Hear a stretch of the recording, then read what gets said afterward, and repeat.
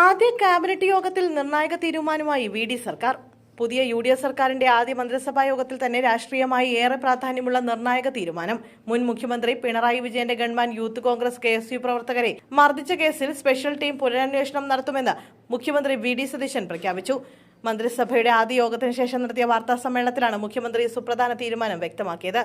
മുൻ മുഖ്യമന്ത്രി പിണറായി വിജയൻ നടത്തിയ നവകേരള യാത്രയ്ക്കിടെ ആലപ്പുഴയിൽ വെച്ച് കറുത്ത കൊടി കാണിച്ച പ്രവർത്തകരെ ഗൺമാന്മാരായ അനിൽകുമാറും സന്ദീപ് എസും ചേർന്ന് മർദ്ദിക്കുകയായിരുന്നു. 2023 ഡിസംബറിലാണ് സംഭവം ഉണ്ടായത്. ഇതിന്റെ ദൃശ്യങ്ങളും പുറത്തു വന്നിരുന്നു. മുഖ്യമന്ത്രിയുടെ അകമ്പടി വാഹനത്തിൽ നിന്ന് ഇറങ്ങി വന്നാണ് ഗൺമാൻ പ്രതിഷേധക്കാരെ മർദ്ദിച്ചത്.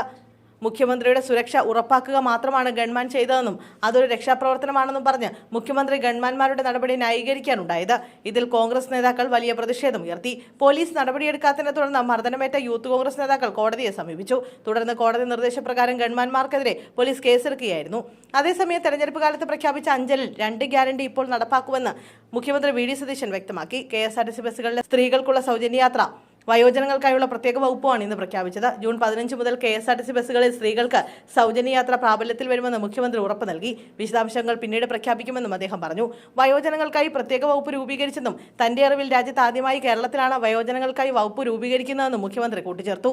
ആശാവർക്കർമാർക്ക് നൽകിയ വാക്ക് പാലിക്കുമെന്ന് അദ്ദേഹം വ്യക്തമാക്കി.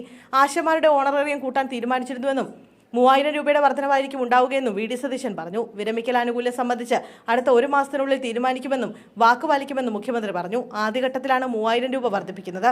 ഇതോടെ ആശമാരുടെ ഓണറേറിയം 12000 രൂപയാകും. അംഗനവാടി ജീവനക്കാരെ പരിഗണിക്കും. 1000 രൂപ വർദ്ധിപ്പിക്കും. പാചക തൊഴിലാളികളുടെ വേതനം 1000 രൂപ വർദ്ധിപ്പിക്കും. പ്രീ പ്രൈമറി ടീച്ചർമാർ, ആയമാർ എന്നിവരുടെ ഓണറേറിയം 1000 രൂപയായി വർദ്ധിപ്പിക്കും. വി.ഡി. സതീശൻ പറഞ്ഞു. നിയമസഭാ സമ്മേളനം മെയ് 21 നടക്കുമെന്നും വി.ഡി. സതീശൻ കൂട്ടിച്ചേർത്തു. 22 സ്പീക്കർ തെരഞ്ഞെടുപ്പ് നടക്കും. അമ്പലപ്പുഴ നിയുക്ത MLA ജി സുധാകരനെ പ്രോട്ടേം സ്പീക്കറാക്കും. അഡ്വക്കേറ്റ് ജയ്പു ബാബുവിനെയും ടി ആസിഫ് അലിയെ ഡയറക്ടർ ജനറൽ ഓഫ് പ്രോസിക്യൂഷനാക്കാനും തീരുമാനിച്ചതായി അദ്ദേഹം പറഞ്ഞു.